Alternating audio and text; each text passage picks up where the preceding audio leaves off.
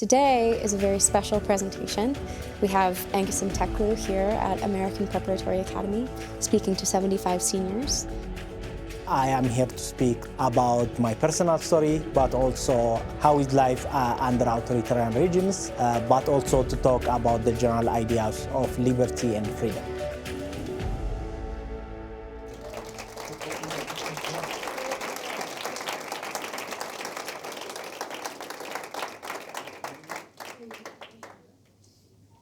Thank you, Craig, for the introduction. How many of you were here when I spoke last spring? And I have been told many of you were juniors last year and you are now seniors, so congratulations. And for those who wasn't here when I was here last time, my name is Angesom. I am now currently a PhD student at UMass Boston, studying public policy, but I am here as part of the Dissident Project.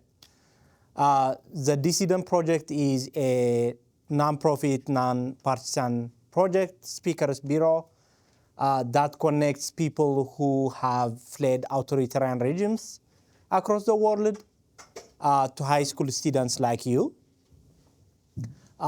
In the Dissident Project, we have dissidents that have fled their home countries of North Korea, Venezuela, Cuba, Iran, Eritrea, and many more. And although we all came from different countries, we also have similar stories. That is the story of how does it feel, or like, what is the journey of someone who lives in an authoritarian regime?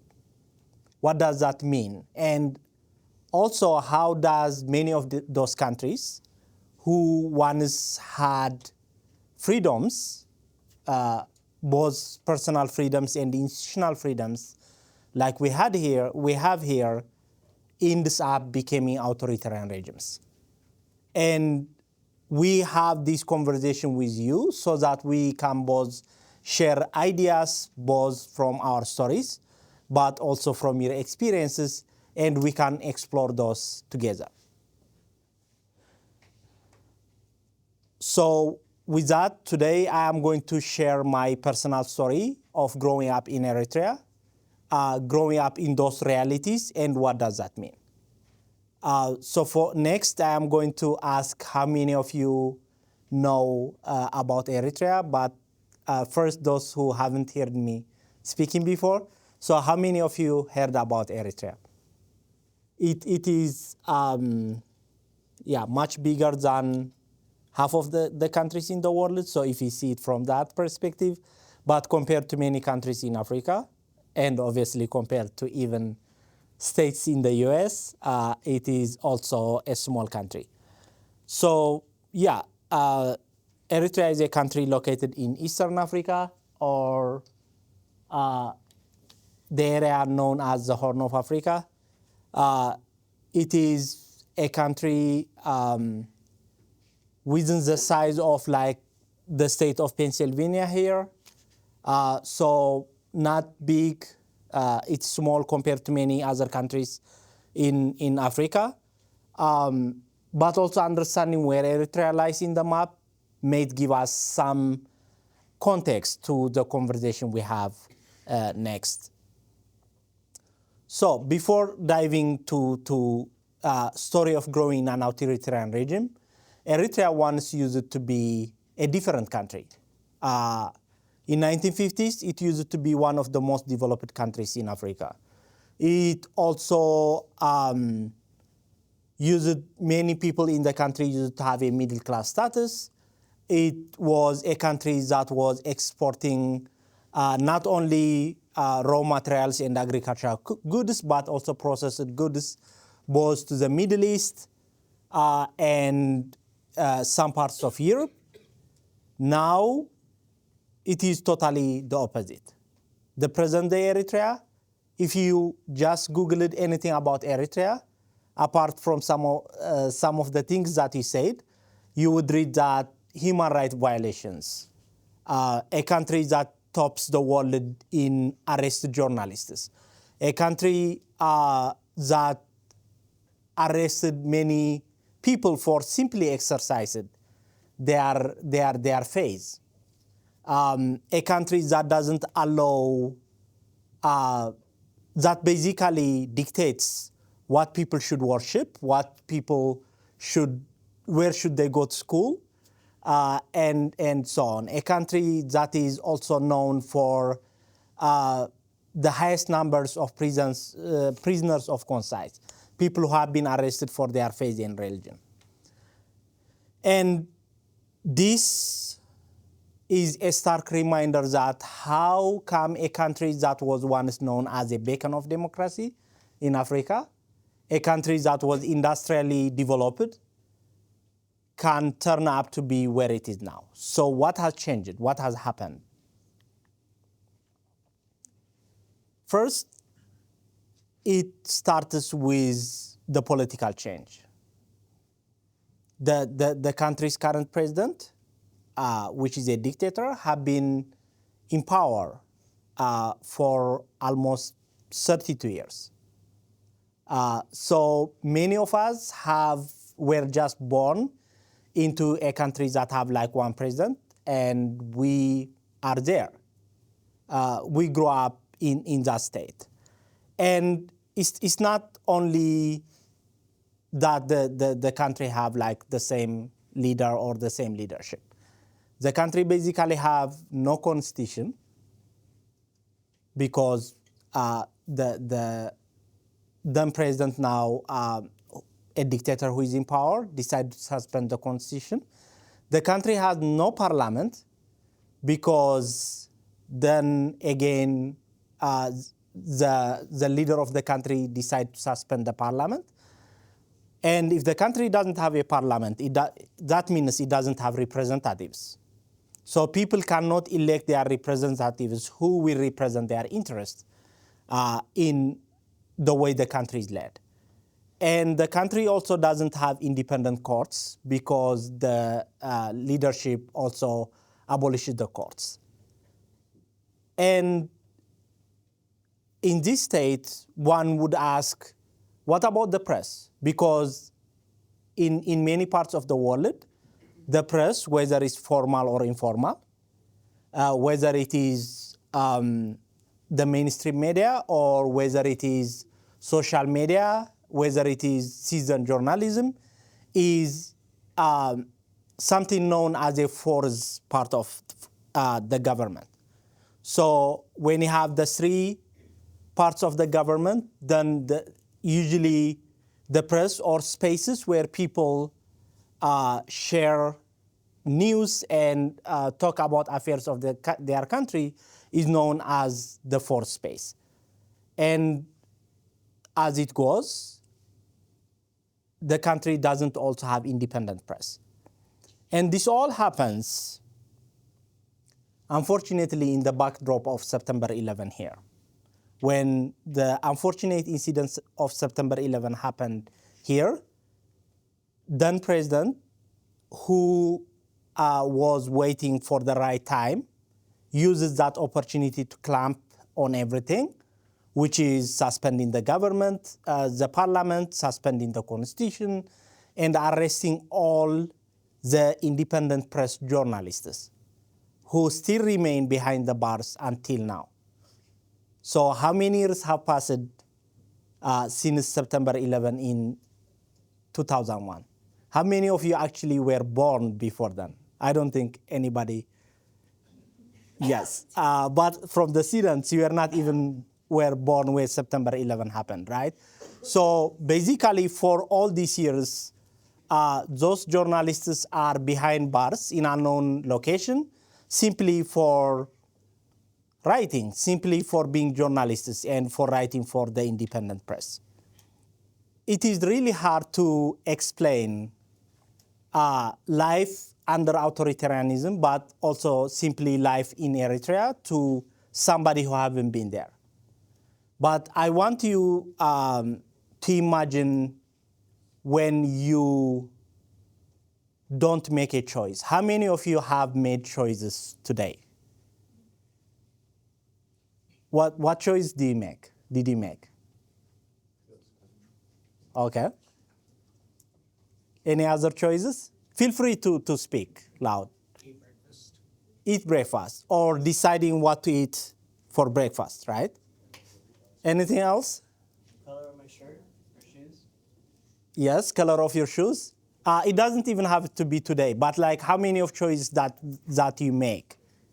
And these things, when we think about choices, a lot of times, they seem like normal. We don't even think about the choice we make in our lives.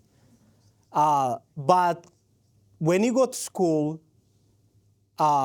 many of you in some parts of like your academic journey, whether in high school or university, you would have choices. You would choose what to study, and you would choose the journey that you will have in life.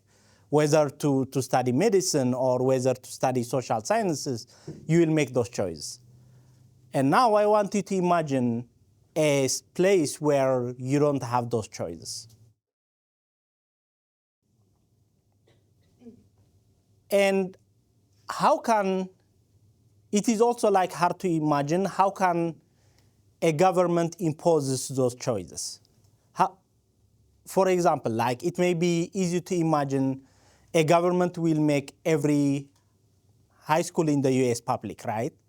And then the government will say, okay, you can only study this and you cannot study that. But how can a government decide what to eat? Or like or like whether you live in this state or in that state? One of the ways that the government did that in Eritrea is something that is known as national service. So when national service started, it started as at least like people accepted it as a good policy. So it was like, okay, we want everyone to go to a military training for 6 months, and after that you will participate in a national construction for like a year. So Eritrea is not the only country that has national service. Many countries, including countries in Europe like Sweden, Switzerland, or Israel, or South Korea has national service.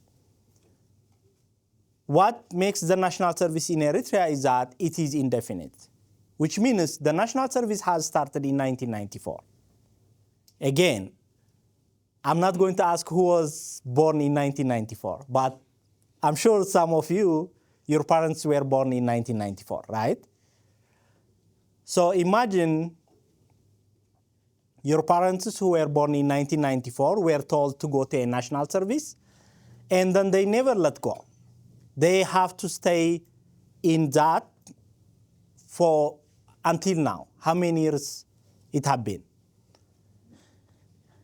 And for you, I want you to imagine, have any one of you have done a summer job? So summer job could be fun, or it could be a way to learn some skills, or it could be a way to get extra income. But imagine you go to a summer job and then you are told that you cannot leave. Although you went to that summer job thinking that, oh, okay, this is summer, I want to go there, I want to make extra income, and then you will be told you cannot leave. You will stay in that job forever, for when we decide to let you go. And for a lot of us, we do those things as a kind of like a stepping stone in life, or like as a temporary thing. I am going to go to school, I am going to go to college, I want to study medicine, but I want to do this summer job because I want to earn extra income, or I want to get some skills. But then you will get stuck there, the same conditions, the same, like earning the same money, and so on. So that is what happened to many people in Eritrea. Starting from 1994, people were forced to go to national service. And after national service, you will be placed somewhere, whether like, oh, you have to construct this bridge, you have to construct this road. And many people were like, they consider that as an act of service. And Eritreans are cultural and religious people, so for many of them, they were like, okay, if I am like going out there and doing something good, it's a great thing. But then they were told they can't leave because we are at war, or because of this, because of that. And many people who went out thinking that they are going there for some time have been stuck there now for more than 30 years. And this wasn't a coincidence. It was a plan. If you are able to keep people busy, and then you can do other things. You can make other changes, and people will only think about the basic thing. If I am here, what would my kids, like, how do I feed my kids? Or if I am here, what is like, where do I get my next food? So when people are thinking about these basic things, it would be easy to control them, and it would be easy to make any other changes. And so does the government make any other changes. The first thing, of course, changing the school system. So Eritrea has a diverse school system. There were public institutions, there were private institutions, charter schools, religious-based schools, non-profit schools, and so on. But once the government started to send people to national service, the next thing they did was they confiscated all private schools and all private property, and all other schools that were owned by churches, by non-profits, and everything, and they put it under state control. Not only that, they put it under the Ministry of Education. They now start to call all the shots, and they start to decide what everybody is going to learn. And in there, they start to instruct everyone, these are the books that they are going to read, these are the things that they are going to do. And through that, it became easy for the government to influence people starting when they are young. And they start to put a lot of their propaganda in the school system from early on. And then, even through that, that wasn't enough to control people. So I told you earlier about the national service, and then the government created a pipeline from school to military, which means at the end of your senior school, now you all are seniors, right? You are here, and a lot of you may be getting ready to go to college or to apply to the next job. But what the government in Eritrea did is they went to this desert, they created a camp, a military camp, and they created something they called super high school in there. So for your senior year, everybody would go there. So they do military training, they finish their senior school there, and they sit for an exam in there. So that way, if somebody wants to go to college, their only pathway is to go through that program. And what if people resist? What if people say, I cannot do this? Well, a lot of people have done that. It starts with, for example, with Jehovah's Witnesses saying that I'm not going to do that. I don't want to go to the military because it's not part of my faith. And the government started by arresting them. People who get arrested in 1994 are still behind bars until this day. The only way they would be allowed to be released is if they sign that they have abandoned their faith, and now they will follow only the 4 religions that the government decide are legitimate, and all other faiths became illegal. So 3 sects of Christianity, which is the Orthodox Church, part of the Eastern Orthodox Church, the Catholic Church, and the Lutheran Church, and also a Sunni Muslim, Sunni Islam became what the government considered a legal phases. Anybody else that doesn't follow that it will be considered basically illegal, and people will be taken to prison for that. And that was another way for the government was able to control the decisions that their citizens make. And of course, healthcare.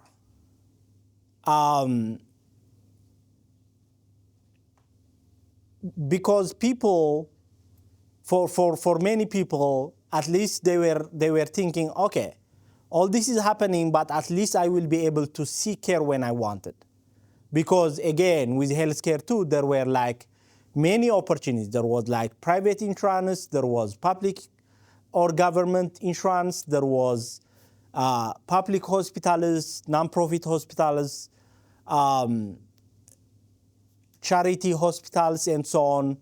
But then the government decided again to confiscate all the private property, and everything became nationalized. And that only led to people not wanting to be part of that system again. Because the doctors no more want to be part of the system, so they decide to leave the country. And now the country doesn't even have enough doctors and enough hospitals to take care of its people. With the most recent statistics, which has been taken 10 years, put the number as only 6 physicians for 10,000 people, and that is a conservative estimate, because it is actually much less than that, and it became common for people to die of like many illnesses that are considered like a routine care here, whether it is like seasonal flu or malaria or any other disease that would simply require, that doesn't even may require like a visit to the doctor, became a life-threatening issue because you wouldn't be able to decide, even you wouldn't be able to access healthcare when you need it. And for specialized care, most of the hospitals didn't even have a capacity. And your only way to access specialized care is to leave the country and go elsewhere. And you have able to afford that. And you being national service and getting paid only what would be considered as a stipend, even not salary, you wouldn't be able to afford it. But even if you are able to afford it, then you have to get a permission from the health board, which is later come to be known as a death board, because by the time they make a decision and by the time you go through that bureaucratic hurdles, you may not make it. And the idea of doing that was when people are always felt vulnerable and they can only get protection from the government, then they became more obedient to what the government decides to do with that. And later on, after the government controls all these big aspects of people's lives, they even decide to make decisions about the other simple aspects. Earlier on, I asked you what choice do you make, right? And you said one of the things you could simply come up is like, I decided what I am going to eat. And that seems like a simple thing, but it's not. It's not a simple thing when even like the grocery stores are owned by the government and they will only have specific things. And it's even harder when you have to stay in line for many hours, like starting early in the morning. If you are going to get like some basic food for your breakfast, you basically have to wake up early in the morning at 4 or 5 o'clock and stay in the line for many hours, even to get like the basic things like bread or milk or eggs and so on. And many of you have been in line to go somewhere or to do certain things. But imagine when you have to do that every day. for the rest of your lives in order to get like basic things. So what do people do when they were faced with that? Some people think, well, I will resist and fight. I will even raise up arms against the oppression. For many people, they decide to leave. If I cannot live in this state, so I have to leave. But living itself is not also easy. How many of you heard about North Korea and how hard it is for people to leave North Korea? So I'm sure you have seen those documentaries where the border is full of barbed wire, soldiers, and landmines, and it will be very hard for you to even leave. The reason many people call Eritrea Africa North Korea is not far-fetched, because it's the same. You are technically under national service between the age of 16 to 45, and you are not allowed to leave because you live in the country is considered you abandoning your post or desertion from the military, which could carry a death penalty. And then for those who decide, I'm going to risk it anyway, I am going to do that, then basically you have to go through a lot of things to avoid being caught. One of the things that the government makes that hard is that restricting freedom to travel, even from a city to a city. Imagine you live here and you want to go to the next city.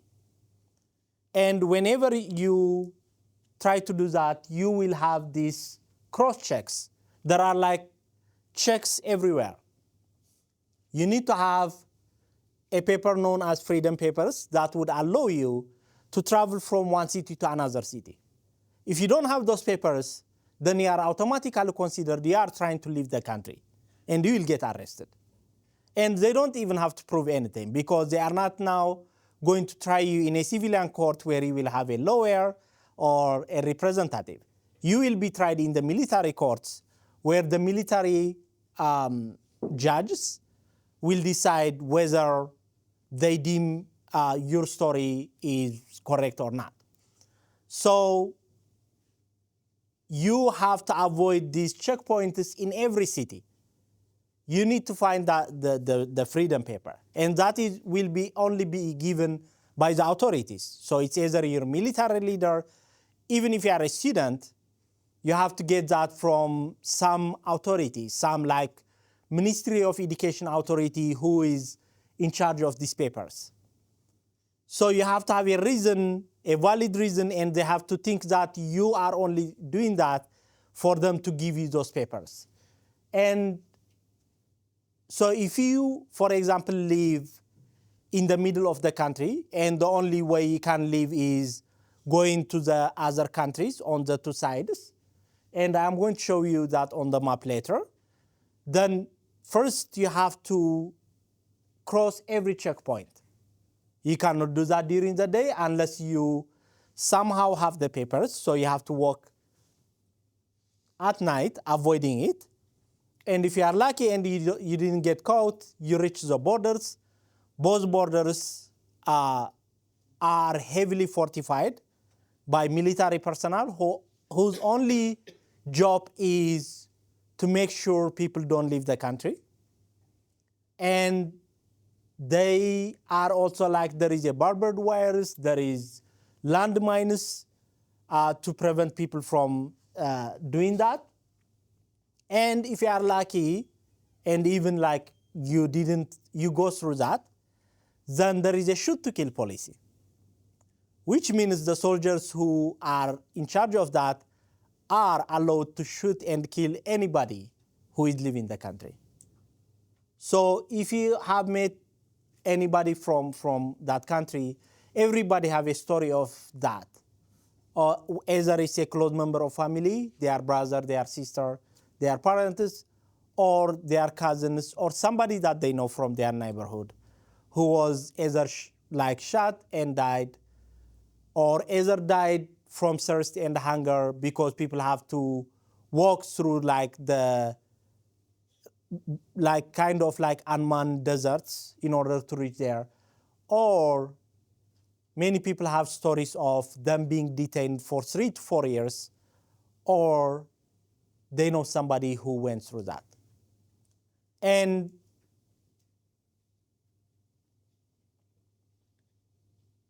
the analogy here is, I want you to imagine you would need to go through that even to visit a friend in the next city, or visit your parents or your family in another city. That would require you to go through a lot of bureaucracy in order to get the permission to do so. So again, some people would think maybe resisting this, or even like through fighting violence with violence, may be a solution. But the irony of that is that the current system that is in the country have been fighting other people who were like oppressing the people for like 30 years. So many people have been fighting people who were like, or systems who were oppressing the people for 30 years. They come to power, and then they end up doing the same thing. They end up like oppressing the same people using the same techniques. And that is the story of many revolutionists in many parts of the world, whether it's Cuba or Libya or any countries. People would raise arms and they do revolution, and then they come to power. And when they do, then they end up going through the same cycle again. I don't know if you have heard, I'm sure like many of you were young to go through those news cycles, but when the US was fighting wars in Afghanistan, the US was fighting the Taliban. And at one time in history, the US was supporting the Taliban when they were like fighting for their freedom from the Soviets, right? So the Taliban themselves were freedom fighters at one time in their lives. But when they come to power, the same group then start to impose the same rules that they were fighting to get out of their oppressors. And that is the cycle of violence.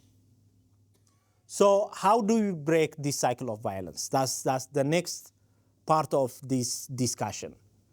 What is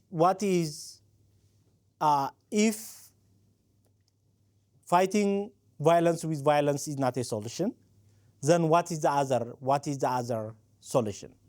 When there is polarization in society, when people kind of hate each other for many reasons, and then they fight each other, but then that's not a solution, that will only continue the cycle of violence, then what is the solution to that? And that is where we are going to talk about the philosophy of human respect. But before that, I am going to ask a philosophical question. And feel free to answer it in a way that comes in your mind without thinking. What's that you really want out of life? What do you want out of life, really? And I'm thinking about like the big things. But yeah, feel free to speak up. What? Happiness? Okay. Success? Anything else? Yes. Family? Freedom? Anything else? Do we have like this big goal in life? Music? Yes. Freedom of religion? Freedom of religion? Yes. Anything else? The group in the back? What do we want out of life? Family. So yeah, I mean, they all are among the same lines, right? Happiness. So if I walk to any room and ask, who here wants to be happy? And I'm going to ask you, like, who wants here to be happy here in this room? Everybody, right? And who wants to be unhappy? Nobody. So that seems like a simple philosophy, but we all want to be happy. And the way, and when I ask like people about happiness, people say family, success, freedom of religion, freedom to live. All those also like are how people express happiness. So happiness means well-being. Happiness means flourishing. Happiness means that the efforts that you are putting right now, whether it's in your education, whether it's in your work, will pay off. And then also like happiness means pursuing what you want and what fulfills you. So happiness means fulfillment. And in the things that I was explaining to you, when somebody makes those decisions for you, then you won't be happy. How many of you has something taken away from you? It doesn't even have to be big. It could be small, right? Imagine that you are playing with a toy, right? You went to a park and you have your own toys when you are a kid. And then somebody comes and takes it from you, right? You became unhappy because that thing belongs to you. And that simple principle, when we are young, goes with us when we grow up too. You all are studying, and the reason you are studying is a lot of things, right? But you want something out of it, whether it's fulfillment, whether it's a career, whether it's knowledge. And imagine that you do all of that, and then somebody takes that from you, right? Some of you want to go to college, and the way to do that is you will study, you will do well in the exams, and you will write a good essay and all of that. And somebody will come and tell you, oh, no, you cannot do that. It doesn't matter what you did. It doesn't matter how much effort you put into that, you can't. That is basically theft, right? Somebody is stealing something from you, no matter how much you put into it. And in the middle of all of this, there is the principle of human respect. Can we force people to be good? That's the question philosophers have been asking forever. Is it better if people do good because they want to? Is it better people cooperate because they want to cooperate? Or can we force people to cooperate? Can we force people to do all these great things here? To communicate, to unite, to understand each other, to participate in certain things, to give of service. And some people believe that. Some people say that, oh yeah, you can do that. You can force people to do certain things by telling them what to do, by making the decisions for them. In reality, you can't. When you do that, people are either going to resist, or which means they are going to another cycle of violence, or people don't want to be part of anymore. If I have been going through my story and my journey, and if you have to go through that, many of you would either decide to leave that space or resist. Or even if you are in that space, you are not going to be happy. So what about we think ways where we can do those things without violence and theft. Because we all know that violence and theft always reduce happiness and prosperity. And these things, they may seem simple, but in reality they are not. If we all have embraced those simple things, believing that we all want to be happy, and we all believe that violence and theft and things taken from us doesn't make us happy, then why we didn't embrace that as a society? And imagine if we all embrace that as a society. If we all believe that, okay, we all want to be happy, we all want shared prosperity, and we will do everything in our part to do that.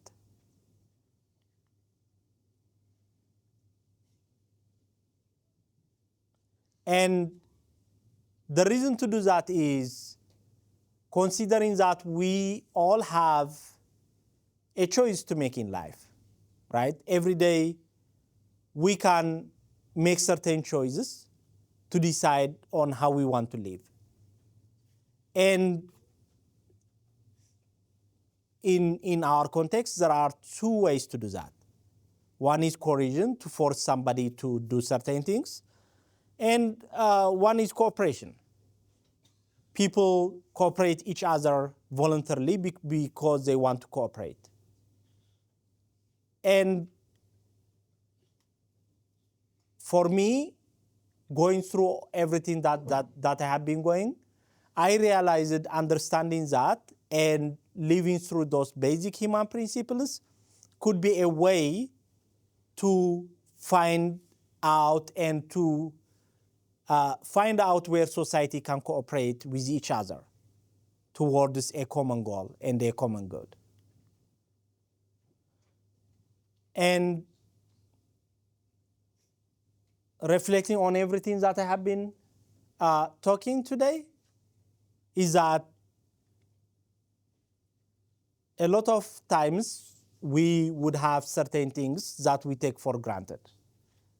And when we lose them, that's when we realize, oh, I had it good, but then I didn't think about it when I had it.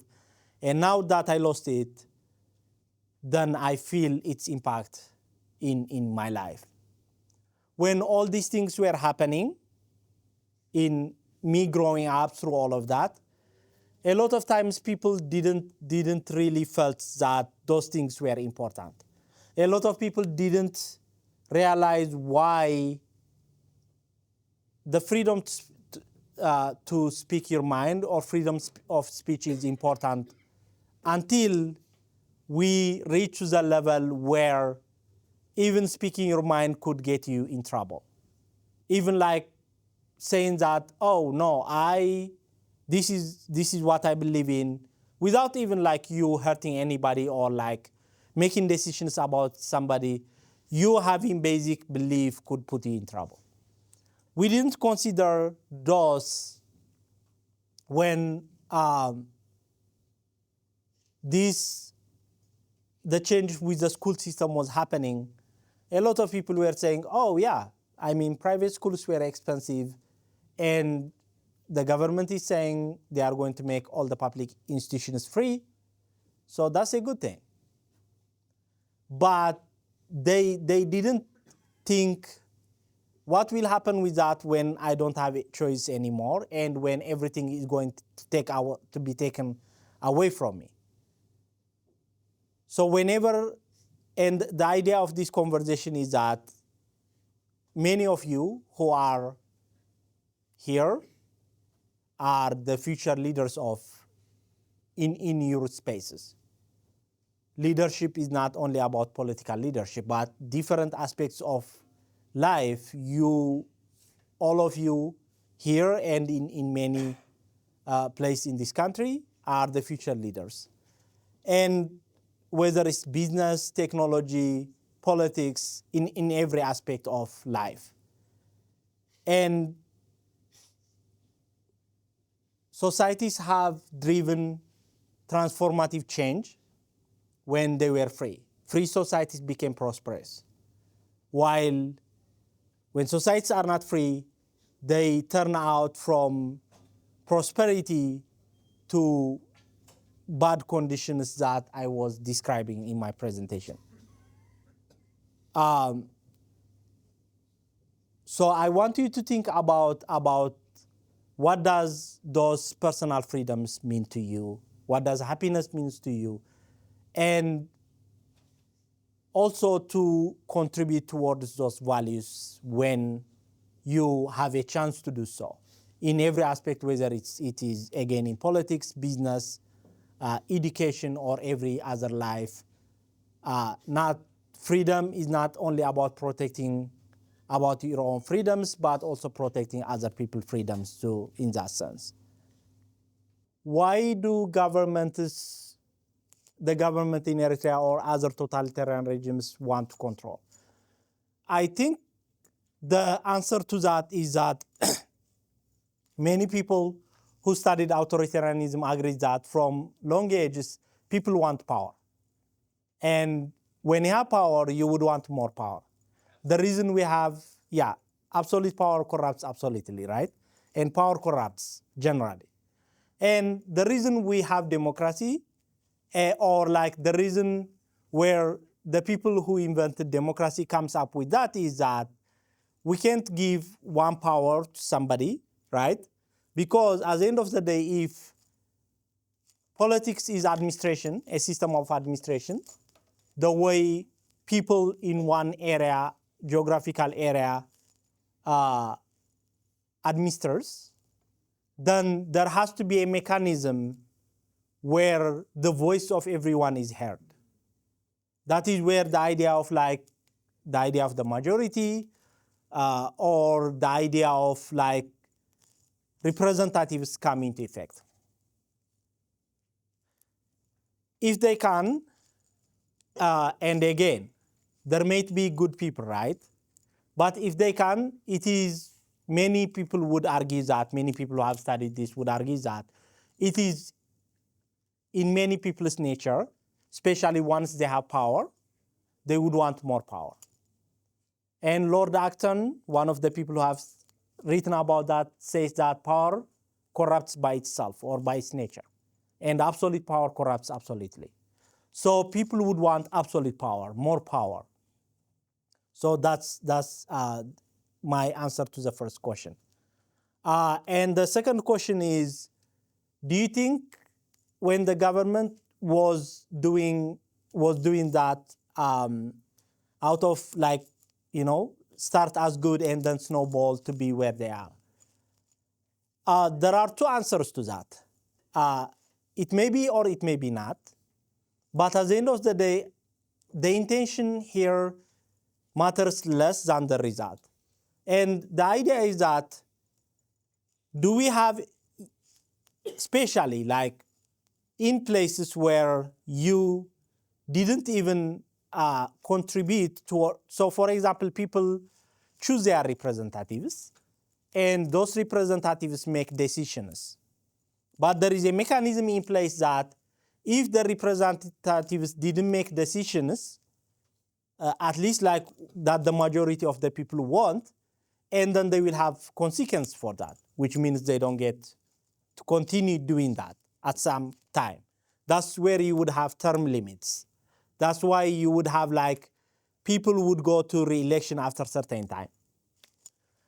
So that is some kind of check and balance. But imagine most of these decisions in authoritarian or totalitarian regimes are made in places where people don't have direct representatives. They don't even choose their representatives at all.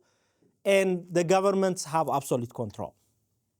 So it's really hard to argue that those systems actually were thinking of doing this out of the goodness of their hearts because they think it's good. One, logically, it's hard to argue that few people would actually, and in this case, maybe one person or 2-3 people around it knows what is better for everyone. So if they do so, why are they against the representative democracy? Why are they against people represent or choose their own representatives who will represent them in government?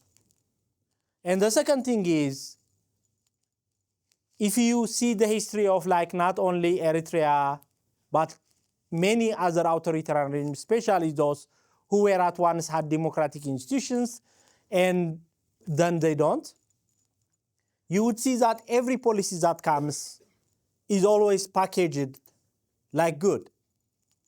When the government takes away people's, like when the government was basically nationalizing, which means taking something without compensation from private schools or these charity schools, the government packaged that as free education for all. So technically, at least in theory, free education for all is a good thing. And nobody asks us, oh, how are we going to do that? Is that even sustainable? Is it possible? Or like, how can you do something good when you are doing that through bad ways, by stealing something from some people? And then it ends up where it is now. And it was easy to see that progression because it happens in many other places too. And it always ends up bad when you try to do that by stealing from others. And to the third question, where you draw the line, I don't think anybody can have an absolute answer to that, right? That depends on the context of everyone. If I come here and I say like, oh, this is a line, then I'm wrong. We all have our own values, right? But we all also, as humans, and the reason I speak about this idea of like philosophy of human respect is that these are like the basic ideas. We all at least agree on the basic idea that we all need to pursue happiness and prosperity.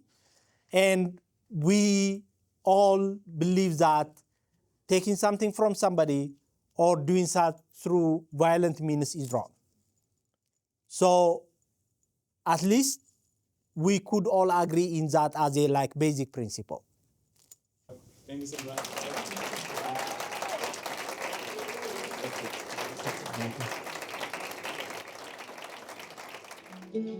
What is so special about the Dissident Project is that we are able to bring these experiences, the experiences of other people, into the classroom where students can interact firsthand and hear firsthand from dissidents from authoritarian countries around the globe.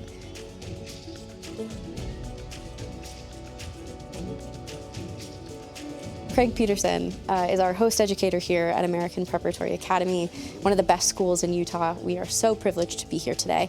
We also want to give another thank you to the Foundation for Harmony and Prosperity, which made this event possible today.